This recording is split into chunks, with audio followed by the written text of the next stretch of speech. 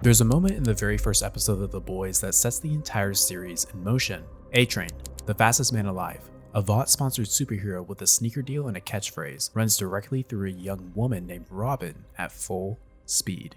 He stops briefly, barely looks back, and utters 3 words that changes the trajectory of Hughie Campbell's life forever. I can't stop. It would have been easy, and honestly pretty satisfying, for the show to just make A-Train a villain, a casualty of the boys' war against Vought, another corrupt soup who gets what's coming to him. But The Boys is smarter than that, because over 5 seasons, A-Train goes through one of the most quietly powerful redemption arcs on television.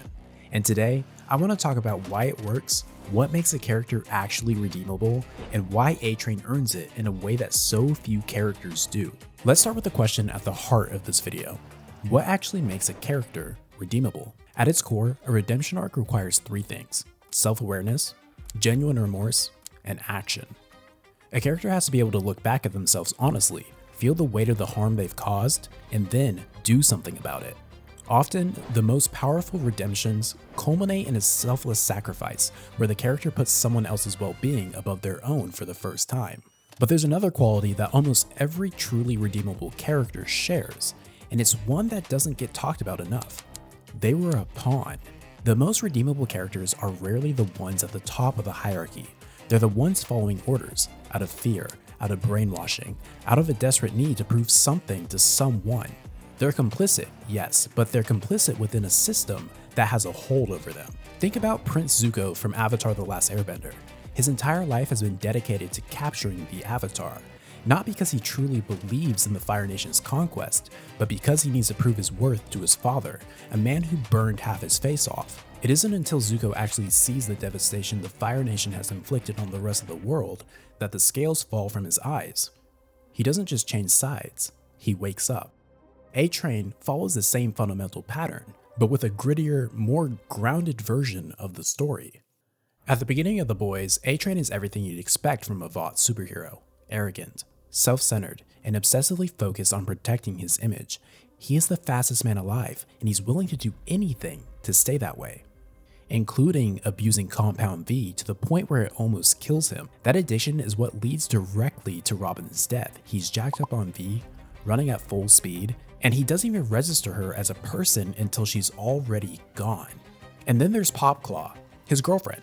When Vought found out she'd have been leaking information to the boys, Homelander doesn't waste time. He tells A-Train to handle it, and A-Train, terrified of losing his spot in the 7, terrified of Homelander, does it and injects her with a lethal dose of heroin. 2 deaths, both in different ways, products of fear and selfishness. But here's the thing. A-Train doesn't do these things because he's evil. He does them because he is, in every meaningful sense of the word, trapped. He's a pawn, serving Homelander, serving Vought, serving an image that was constructed for him before he ever had a chance to decide who he wanted to be. So what changes? The process of A-Train's awakening is slow, messy, but it's more believable because of it. Despite everything he did to protect his place in the 7, he gets removed anyway after his Compound V abuse triggers a heart attack. All that complicity and compromise, and it didn't even save him. When Vought eventually lets him back in to replace Stormfront, A-Train quickly discovers that nothing's changed. He's still berated, still disposable, still a mascot who exists to serve Vought's brand. But the real turning point comes when his brother is paralyzed by Bluehawk, a racist superhero Vought has been protecting. That moment of personal devastation cuts through everything. For the first time, A-Train isn't thinking about his position or Homelander's approval. He's thinking about his family, about what this system has cost the people he actually loves. It isn't until he becomes truly self-aware that he starts to fight back. He leaks information, steals Compound V, and becomes a double agent working against the very organization he helped protect. And then there's a moment that might be the most honest thing A-Train says in the entire show. He tells MM that when he ran him to the hospital, there was a kid who saw him and just smiled. No cameras, no producers, no brand strategy, just a kid who looked at him and felt something good. Felt better than anything that I had ever done at Vought. Because for once, I didn't hate myself. That's it. That's the whole arc in one line. A man who spent years performing heroism finally experiencing what it actually feels like. Fear makes people do things they don't want to do. It took A-Train years to find the courage to go against the system, but once he did, once he stopped performing and started acting, that's when he finally became someone worth watching. Now here's where the video gets a bit complicated, because redemption isn't just about what the redeemed character does, it's about whether the people they harmed can find a way to move forward.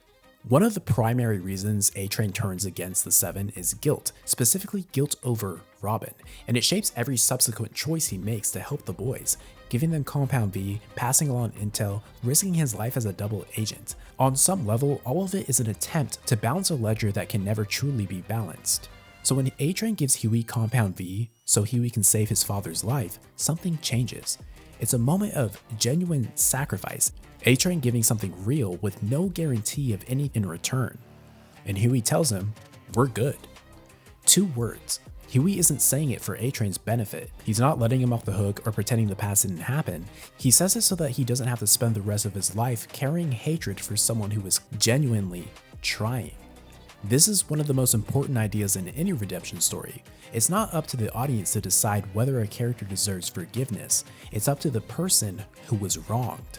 That's why a character like Negan from The Walking Dead never quite lands his redemption. He does heroic things. He changes. But the people he hurt most are largely denied the chance to grant any kind of peace. Without that human closure, the redemption floats, never quite landing.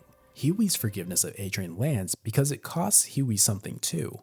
Which brings us to the end. A-Train sacrifices himself to help the boys escape from Vought's prison camp. He uses his speed, the thing that has defined him, one final time for the people who had every reason to hate him.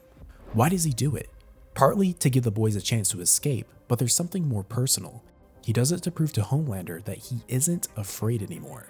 The man who spent years paralyzed by fear of losing his powers, his position, his relevance, finally standing in front of the thing that scared him most and saying, "I'm not afraid of you." After A-Train is gone, Butcher asks Hughie the blunt question, "You happy he's finally gone?" And Hughie says, "No." He says that, yeah, A-Train did a lot of messed up things, but he's also the reason they're still alive. A-Train's redemption arc works because the show never asks us to forget what he did.